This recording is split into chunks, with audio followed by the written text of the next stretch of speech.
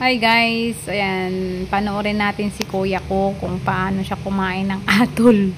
Alam nyo ba ang atol? Anong tawag sa inyo guys? Ito yung mga suso o suso nga. Hindi siya suso, yung parang snail na nakikita kita lang at napupulot dyan sa mga sa ilalim ng anong tawag to sa ilalim ng damo, sa ilalim ng mga saging-saging, nag-aakyat yan sa mga sa mga tawag dito, sa mga minsan naakyat pa ngayon sa bahay. Ay marami ako nakikita dito niyan yung atol.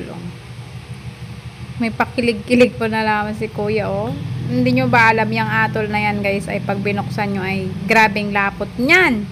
Kahit anong linis ay kahit ilang hugas ilamas mo sa asin, nandun pa rin yung lapot niyan. Hindi talaga nawawala. Pero si kuya katindi talaga ng kanyang ginagawa guys. Parang kinikilaw lang baga. Yung malapot-lapot pa nga. Sana sa kanyang pa lang.